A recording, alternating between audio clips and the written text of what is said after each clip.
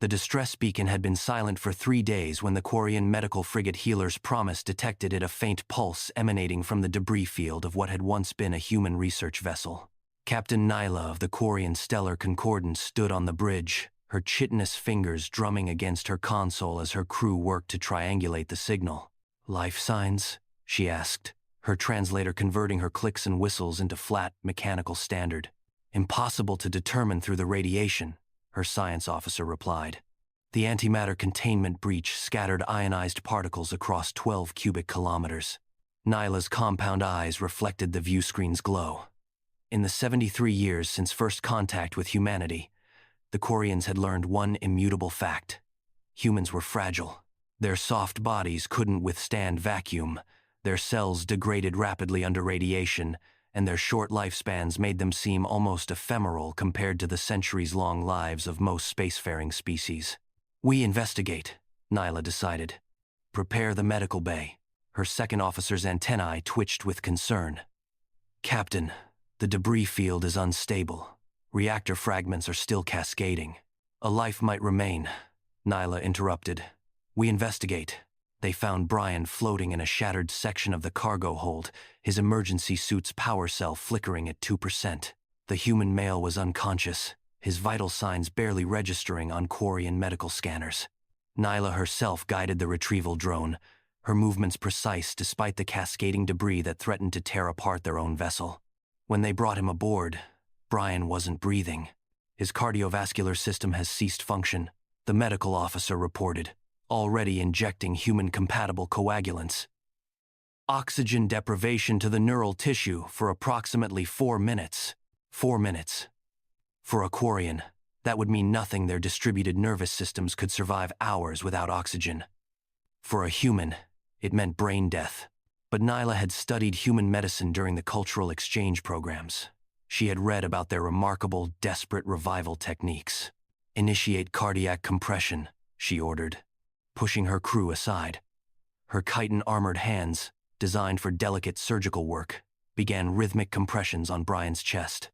30 compressions, 2 ventilations through the respirator. Repeat.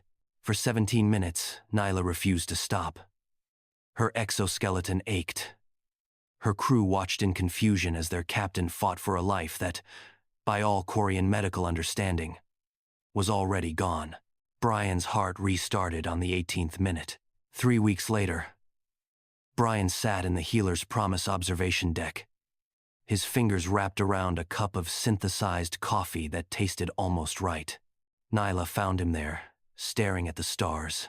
"You should still be in medical," she said, settling onto the reinforced bench beside him. "Your doc cleared me yesterday." Brian's voice was rough, still recovering from the intubation. "Said I'm the luckiest human they've ever seen, or the most stubborn. Both, perhaps."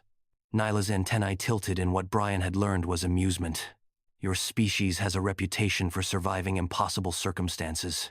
Brian laughed, then winced, hand moving to his healing ribs.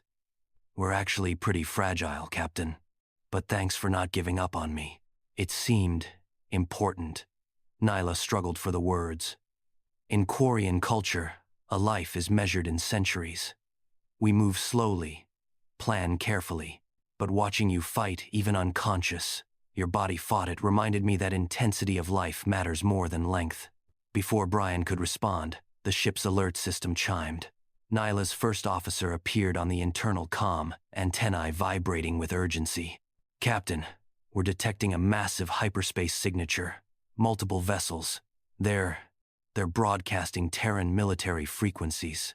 Nyla and Brian rushed to the bridge. The view screen showed what appeared to be an impossible sight. The entire Terran defense fleet emerging from hyperspace. Dreadnoughts, carriers, cruisers, destroyers, over 300 vessels, their hulls bearing the blue and green emblem of United Earth. "This is Admiral Chen of the TDF Indomitable," a voice crackled over open channels. "We're here for Brian Matthews." Brian's face went pale. That's the entire 6th, 9th, and 12th fleets. That's 40% of humanity's military capacity." Nyla opened a channel. "Admiral Chen, this is Captain Nyla of the Quarian medical frigate Healer's Promise." Brian Matthews is safe and recovering. There is no emergency. There was a pause. Then Admiral Chen's face appeared on screen, a weathered human woman with steel-gray hair and eyes that had seen too many battles. "Captain Nyla," Chen said, and her voice carried an emotion the translator struggled to parse. "We know there's no emergency.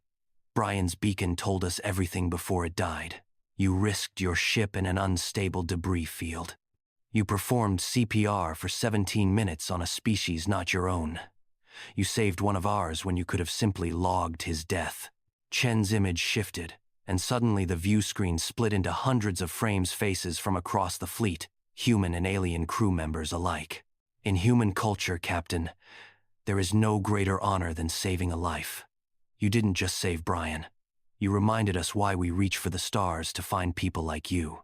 Nyla's antennae trembled. "I only did what was right." "Exactly," Admiral Chen smiled.